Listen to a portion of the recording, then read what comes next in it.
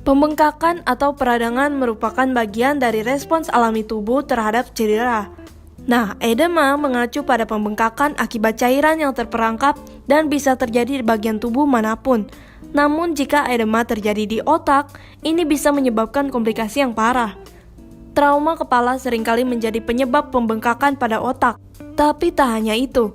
Untuk mengetahui lebih detail, yuk simak penjelasan dari Dr. Ziki Ombana, dokter spesialis saraf, berikut ini. Apa pengertian edema cerebri? Pembengkakan otak itu berarti secara bahasa otaknya itu menjadi lebih bengkak. Secara struktur sel-selnya itu lebih banyak menyimpan air sehingga terjadi volumenya bertambah. Apa saja dampak dari edema cerebri? Edema cerebri atau pembengkakan otak ini tentunya berdampak besar terhadap fungsi otak secara keseluruhan. Yang pertama, otak itu memang berfungsi untuk mengatur fungsi kesadaran dan mengatur fungsi motorik, sensorik, dan segala macam.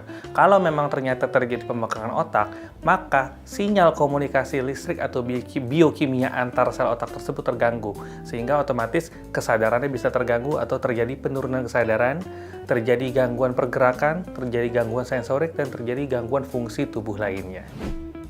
Apa saja yang bisa menyebabkan edema cerebri?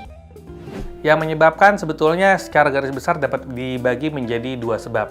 Yang pertama adalah sebab karena di otak itu sendiri atau di kepala. Sebab yang kedua adalah sebab di luar kepala.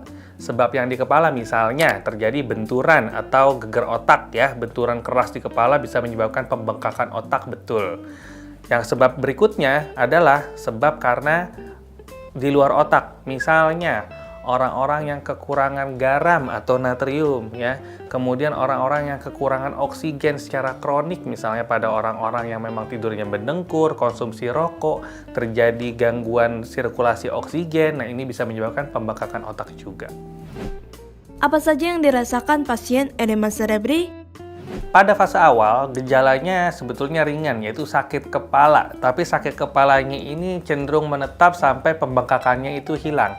Tapi kalau memang ternyata dirasakan pembengkakan ini berlanjut, maka gejala lain akan muncul, yaitu terjadi penurunan kesadaran, orangnya seperti kesadarannya berkabut, tidak nyambung, kemudian terjadi perubahan perilaku, gangguan motorik, gangguan sensorik, bahkan bisa terjadi pingsan. Bagaimana diagnosa edema cerebri ditegakkan? Untuk menetapkan diagnosisnya, pertama dokter akan melakukan wawancara terhadap pasien, apa sebabnya, dari kapan hal ini terjadi, apa pencetusnya.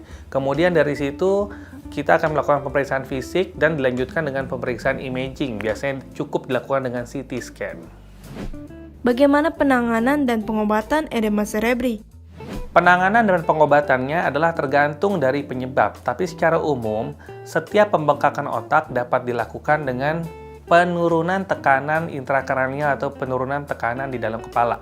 Yang pertama misalnya dengan pemberian oksigen, yang kedua dengan melakukan pengkondisian posisi pasien tersebut ya secara 30 derajat sudut kepalanya sehingga pembengkakan bisa berkurang.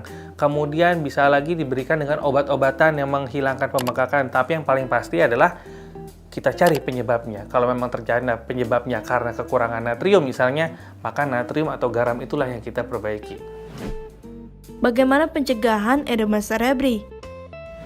Edema cerebri kalau memang ternyata diakibatkan karena dari gangguan di luar otak, maka sebetulnya bisa dicegah.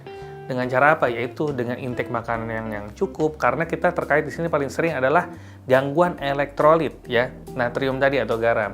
Jadi meskipun ada orang bilang diet rendah garam, tapi rendah garam itu bukan artinya kurang garam, tapi cukup garam.